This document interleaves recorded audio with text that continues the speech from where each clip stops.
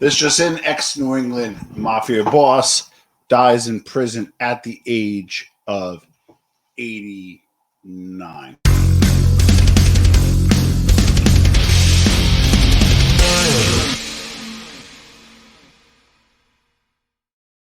Hello, Tom Lavecchia here with a quick edition of the Armchair MBA and some late breaking news.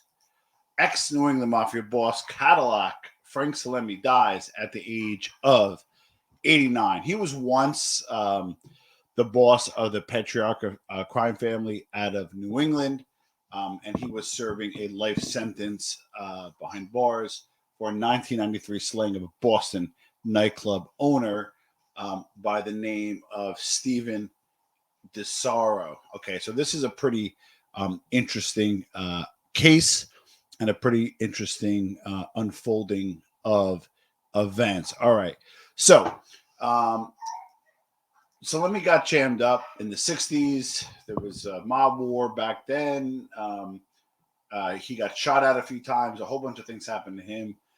But eventually, his best friend, who was also close friends with, or alleged best friend, who was also close with Whitey Bulger, Stephen, the rifleman Flemmy, was secretly working with the FBI. And when Salemi found out about this, he was obviously pretty pissed and said, you know what, screw this. I don't need this anymore. He decides to flip. Okay. So when he flips, right. So prior to flipping, Bulger goes on the run. As you know, Bulger goes on the lam for 16 years.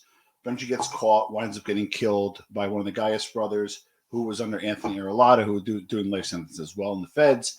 But he was brought in on the Connolly case.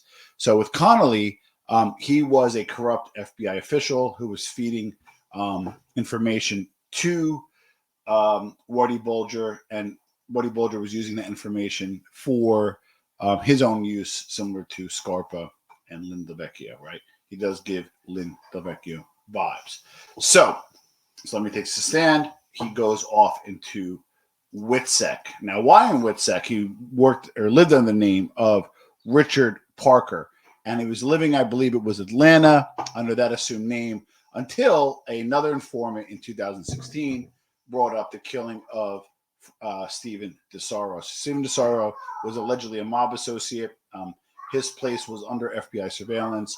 The FBI went to him and said, hey, by the way, we're watching you and we're watching the Salemis. Why don't you turn state witness? Did he? I don't know. Is that why he killed them? That's the believe in working theory. But he was convicted of those killings. So when he rolled and went into Witsec, evidently it looks like he wanted to protect his son and just omitted it from his statement. Listen, I don't always agree with Dominic Correa, but you know what? There is some credence to when there is an informant and they share their testimony.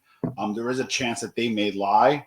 And if they lie, well, if they lie about that, why don't they lie about something else? So it looks like that he was lying on behalf of his son, Frank Salemi Jr., who participated allegedly in the DeSaro murder. Now, Frank Salemi Jr. just happened to die in 1995. So respectfully, it might have been all for naught. But nevertheless, the informant informed on Jr. and Sr.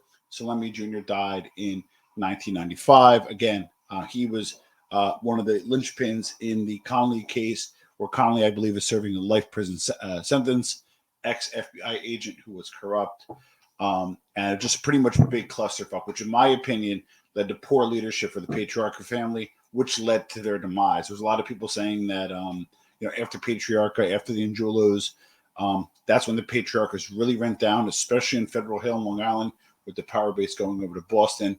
And I believe, from my opinion, Frank Salemi perpetuated that. So Frank Salemi dead at 1989. At the age of 89. And just again, ratted on FBI agents and others. Then he got ratted on about him and his son. His son wound up dying, and he winds up dying in jail. He was sentenced to life prison sentence in 2018, and he was told with saying, "You're not going to beat the government.